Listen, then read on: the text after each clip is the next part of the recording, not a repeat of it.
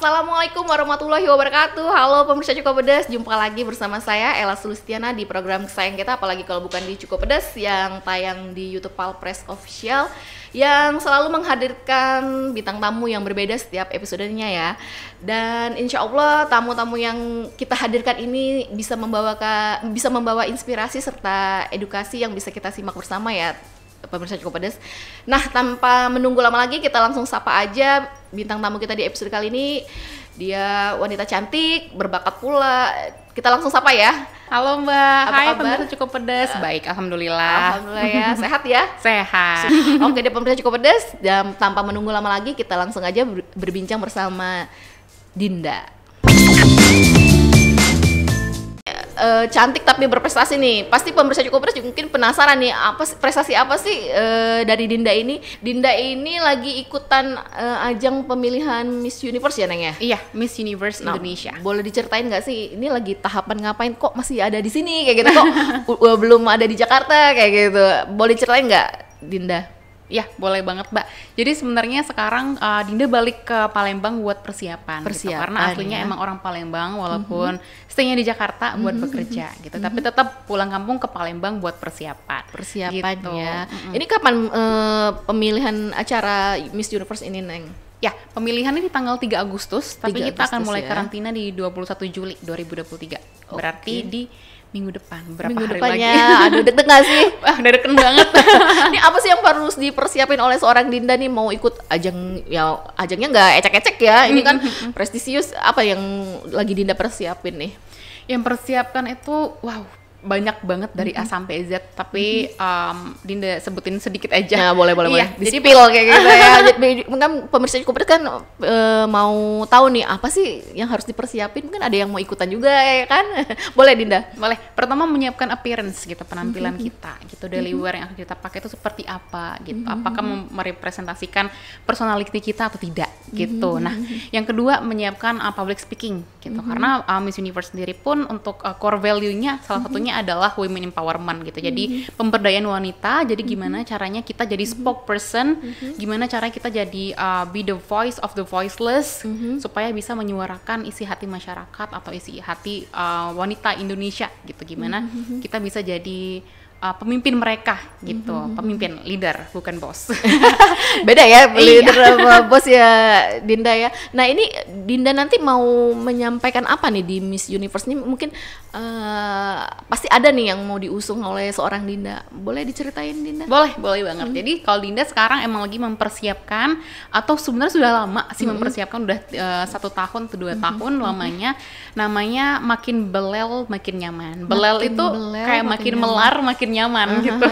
Oh, jadi itu yang mau Dinda usung di di finalis Universe nanti ya? Iya, betul. Oke, nah boleh ceritain nggak sih apa sih makin belel tapi makin Nyaman. Nah, apa nih? Apa Gitu. Dinda? Jadi waktu beberapa tahun yang lalu itu Dinda sempat tergabung di ISEC, terpilih jadi SDGs Ambassador.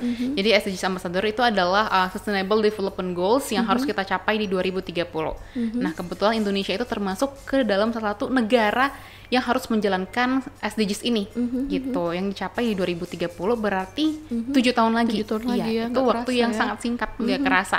Gitu, banyak sekali poin-poin yang harus bisa kita capai gitu. Contoh salah satunya kayak no poverty atau mengurangi angka kemiskinan. Terus salah satunya juga climate action, terus life online. Yang mau Dinda fokusin itu di lingkungan gitu, Pak. Lingkungan. Kenapa nih dengan lingkungan? Terus kenapa Dinda tertarik dengan lingkungan nih? Memang sih lingkungan udah jadi isu yang banyak dibicarakan oleh bukan Indonesia aja tapi dunia ya. Betul. Dinda ya. Kenapa Dinda tertarik dan apa sih yang mau mau diulik-ulik oleh seorang Dinda di lingkungan ini?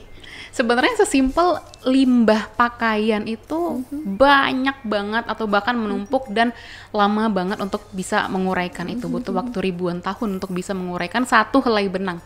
Satu helai benang butuh 3.000 tahun untuk menguraikan itu. Gitu. Jadi yang emang mau Dinda usung adalah makin belel makin nyaman ini adalah untuk mengurangi berbelanja fast fashion atau baju-baju yang emang sekiranya yang kita inginkan itu kita hindarin dulu, tapi kecuali kita perlukan bolehlah dibeli bajunya gitu. Tapi selagi kalau kita bisa merecycle baju-baju lama, kenapa tidak gitu. Contohnya campaign lagi di Dinda jalanin ini, kebetulan mama dulu seorang banker. Jadi bajunya unik-unik, blazer, rok, one set gitu. Tapi karena modelnya jadul banget, udah berapa puluh tahun yang lalu mama kerja, jadi Dinda recycle lah dengan cara menjahit baju itu, dikecilin, dibuat crop gitu. Jadi emang sesuai sama zaman sekarang, fashionnya kemana sih, mengarah ke situ. Gitu. Jadi ternyata baju-baju lama bisa kita recycle kok gitu, dan nyaman banget buat dipakai, makanya makin belal makin nyaman. Oh, itu tadi yang Dinda usung ya. Aku pikir tadi Dinda tadi mau ngomong lingkungan tuh nggak jauh-jauh dari sampah, recycle, apa namanya tuh, plastik kayak gitu. Ternyata pakaiannya Dinda ya, ternyata juga bisa menyumbangkan limbah yang cukup banyak ya Dinda ya. Dan itu Dinda kok bisa tercetus, terpikirkan untuk melakukan itu? Kenapa tuh? Pasti kan ada iya, tercetus kayak gitu. Karena mama tuh bukan dulu, sampai sekarang sih untuk keterampilan tuh oke banget gitu. Jadi kadang suka ngajarin anak-anaknya, gini loh Dek, cara jahit tuh kayak gini loh gitu. Diajarin sesimpel masang resleting itu jahitnya tuh kayak gini gitu. Walaupun mama sebenarnya emang nggak ada kursus di bidang sana, tapi memang paham mengenai untuk recycle baju gitu. Dan di rumah pun sebenarnya ada banyak mesin jahit, ada 3 mesin jahit yang pakai mama semua gitu. Jadi ada beberapa yang diturunkan ke Dinda Mbak gitu, buat nih Dek mesin jahit, buat ngapain kayak jahit-jahit baju kalau misalnya bosan, daripada ada beli baju terus itu. Cetusnya dari situ sih. Ini pakai aja nih baju mama, diapain, gunting kayak diapain kayak gitu. Untuk cara Dinda meng-campaign advokasi itu gimana sih gitu? Sebenarnya nggak mulu-mulu nggak harus terjun ke lapangan gitu. Sekarang kan kita apa-apa serba teknologi gitu. Tapi kalau selagi kita bisa memberdayakan sosial media kita untuk personal branding, terus juga gimana cara kita mengenalkan campaign kita sama mereka lewat sosial media, kenapa enggak gitu. Jadi meningkatkan awareness atau kesadaran lewat sosial media Dinda itu Dinda rasa udah cukup sih. Jadi lebih gencar ke sosial media juga ya Dinda ya. Terus juga Dinda tularkan juga nggak sih ke lingkungan sekitar atau ke teman-teman kayak gitu Dinda? Bener juga ya? Bener. Iya, kadang emang lingkungan sekitar Dinda itu mostly influencer yang mikro ya, yang minimal 10.000 K, yang emang masih kecil-kecil gitu. Kadang suka bilang gitu, ini baju, biasanya mereka suka nanya, jadi beli di mana, spill dong gitu. Enggak, ini jahit sendiri. Hah, jahit sendiri gimana ceritanya? Iya, ini baju mama aku jahit, udah tinggal gunting aja, rapiin aja pinggirnya gitu, udah jadi gitu. Oh iya, beli di mana mesin jahitnya? Mereka sampai nanya-nanya kayak gitu. Sampai sekepo itu itu nanyain. Akhirnya mereka ada yang beli mesin jahit kecil aja tuh, yang murah aja tuh, untuk jahit kecil-kecil gitu, mereka jadi baju. Dinda ada target nggak sih, mungkin sebulan harus berapa meng-create pakaian yang recycle tadi? Ada seperti kayak gitu nggak sih? Targetnya sebenarnya nggak ada. Targetnya itu let it flow aja sih gitu Mbak sebenarnya. Jadi tapi kalau misalnya semakin bulan semakin meningkat untuk awareness itu sih ya alhamdulillah banget ya, berarti orang-orang semakin sadar, juga kita juga bisa mengurangi limbah pakaian di tempat sampah yang lama banget urainya, itu sih alhamdulillah sih. Jadi goalnya apa nih yang Dinda mau pengen sampein dari yang Dinda usung ini, yang makin belal makin nyaman ya? Apa sih Dinda? Ya sekarang kan kita bumi tuh makin tua ya Mbak ya, jadi kasihan banget, kita bantulah sedikit dengan cara itu, dengan cara menjalankan campaign makin belal makin nyaman, kita kurangi berbelanja baju yang dimana baju lamanya pasti kita buang kayak gitu, atau at least kalau misalnya baju lamanya udah jelek banget, jadiin kain lap dapur aja deh gitu, jangan sampai dibuang ya, karena masih berfungsi banget tuh baju-baju bagus tuh gitu, masih bisa kita recycle, kita buat lagi jadi lebih fashionable lagi. Nah mungkin selain itu yang diusung, persiapan apa lagi nih Dinda ke persiapan ajang Miss Universe ini? Iya, pertama tadi dari appearance, terus juga advokasi, dan juga berarti ke public speaking gitu, karena Miss Universe juga mengandalkan public speakingnya, gimana cara kita yang udah Dina sebutin tadi, gimana sih cara kita jadi spokesperson, be the voice of the voiceless, supaya bisa menyuarakan isi hati wanita Indonesia gitu, lebih menyiapkan public speaking, terus juga mempelajari social issues yang lagi terjadi di tengah masyarakat ini seperti apa. Nah ini Dinda kenapa sih mau ikut ajang Miss Universe ini ya? Kalau ngeliat dari kepribadian, dan kita kan udah pernah Dinda kan udah pernah muncul di episode kita sebelum juga ya, kan ngeliatnya kan kayak tomboy kayak gitu. Kok mau sih ikutan Miss Universe ini? Apa sih, mau apa Dinda mau men-challenge diri sendiri atau apa sih? Betul, pengen men-challenge diri sendiri dan keluar dari zona nyaman. Tapi sekalinya mengikuti kompetisi beauty pageant ini totalitas harusnya. Tapi emang bener sih Mbak Dinda orangnya tomboy banget. Tomboy banget gitu. Terus Dinda bisa melangkah nyaman seperti ini apa sih? Mungkin ada motivasi dari Dinda sendiri atau apa sih, Din? Mungkin lebih dari lebih ke sisi religinya, lebih ke berdoa dulu, minta restu orang tua gitu. Jadi sebenarnya restu orang tua itu penting banget sih Mbak. Gitu. Emang pada awalnya Dinda itu belum izin sih sama orang tua buat ikutan ini gitu. Tapi akhirnya kayak ada yang ganjel ya gitu, akhirnya minta izin sama orang tua, minta restu orang tua, di rumah panggilan adek, Pak Ade izin ikut Miss Universe Indonesia buat kegiatan ini gini gitu ya. Terus papa juga kayak, oh alhamdulillah keren banget Nek gitu, kita dukung ya, adek perlu apa kita bantuin, kayak gitu. Jadi setelah dari sana ada perasaan lega, lempeng, jadi nggak ada perasaan takut buat melangkah ke langkah selanjutnya gitu. Jadi lebih ke restu orang tua, sesimpel itu sih Mbak sebenarnya. Restu orang tua memang penting ya Dinda ya. Penting banget. Karena melangkah juga lebih nyaman, lebih percaya diri ya Dinda ya. Betul. Nah ini nanti berangkat ke Jakarta ya Dinda ya? Iya, berangkat ke Jakarta. Didampingin orang tua? Sendiri. Oh sendiri ya? Memang harus mandiri ya? Harus mandiri, dari dulu udah mandiri harus. Nah setelah ikut finalis Miss Universe nanti Dinda mau ngapain lagi sih selanjutnya?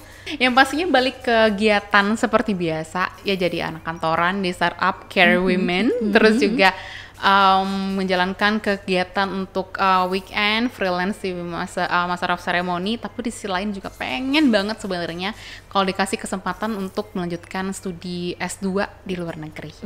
Ya Allah, masih muda ini tapi tapi cita-citanya kayaknya masih panjang ya Dinda ya. Ini mau sekolah di mana Dinda rencananya? Rencananya, aduh takut nyebutin sekarang. Nggak jadi ya, apa pamali ya? Tapi nggak apa-apa, untuk negaranya sih insya Allah UK atau di Australia. Kenapa pilih negara itu? Karena lihat ranking universitasnya untuk di jurusan komunikasi yang mau Dinda ambil itu bagus banget. Dinda mau lebih ke jurusan komunikasi ya, iya, lebih menunjang ya. Oke. Nah, rencana kedepannya Dinda juga mau berkecimpung di mana sih Din setelah siapa tahu kalau terpilih, nah berarti lain lagi nih rencananya ya Dinda ya. Pengen ngapain sih kayak gitu? Kalau apa nih Mbak? Kalau misalnya jadi pemenang di Universe kan berarti kan melangkah yang ke lebih internasional lagi kan. Nah Dinda mau ngapain sih, apa sih yang mau Dinda kampanyein, apa yang harus jadi isu yang bisa kita gaungkan kayak gitu? Berarti fokusnya tetap ke Miss Universe ya, gitu, untuk mempersiapkan semua appearance, core value Miss Universe apa, terus juga untuk campaign-nya pasti kita makin gencar-gencarkan kalau misalnya terpilih. Oh, seperti itu ya. Ini mudah nggak sih ikutan yang kayak gini Dinda? Sebenarnya sulit. Karena sulitnya kenapa? Karena bukan gue banget atau kenapa Dinda? Walaupun udah masuk jadi finalis, tapi tetap ada perjuangannya, itu sebenarnya sulit banget. Gitu. Untuk persiapan pun itu sebelum interview itu banyak banget yang harus siapkan. Bahkan ini waktu itu sebelum interview, setelah interview 2 kali, jadi masuk rumah sakit dulu. Kenapa? Kurang istirahat? Oh iya, kecapean.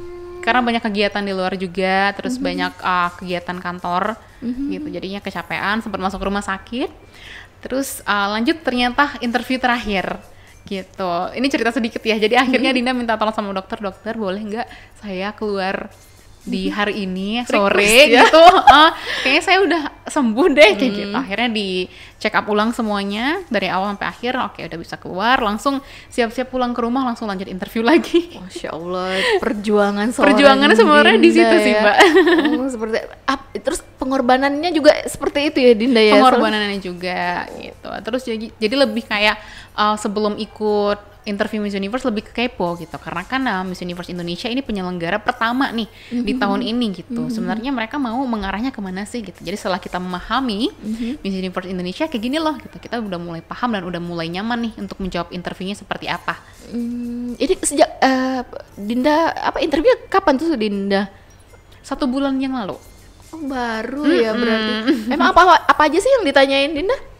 Sebenarnya kebanyakan itu pertanyaan tentang psychological question. Pertanyaannya nggak ada yang benar, nggak ada yang salah, gitu. Tapi gimana cara kita meyakinkan juri itu supaya untuk jawaban anak-anaknya bagus banget gitu. Anak pintar gitu. Gimana cara kita gitu, itu pasti mulai dari intonasi, artikulasi, balik lagi ke public speakingnya seperti apa sampai gitu. intonasi juga ya, artikulasi juga itu sampai semuanya dinilai juga, dinilai. Bahkan appearance kita, baju yang kita pakai ketika interview walaupun hanya setengah badan via Zoom itu tetap diperhatikan. Itu interviewnya juga via Zoom? Iya, enggak via yang physical kita face to face kayak gitu? Enggak, via Zoom. Jadi emang diperhatikan. Misal ditanya, Dinda baju ini pakai apa? Kenapa kamu pilih baju ini? Gitu. Kayak walaupun nanyanya kayaknya simpel sih, iseng kayak gitu ya, tapi itu juga udah jadi penilaian kita kan jawab ya. Betul. Waktu itu Dinda pakai dress warna hitam. Dinda jawab, I chose black because black is powerful, strong, and mysterious and undeniable. Gitu. Jadi emang ada jawaban yang udah kita persiapkan dan kita untuk siap untuk menjawab pertanyaan itu.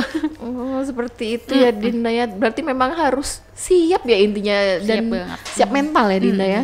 Wah, ya semoga Dinda juga lancar ya di ajang finalis Miss Universe ini ya Neng ya. Amin, kita pokoknya doain bisa Dinda lancar dan sukses.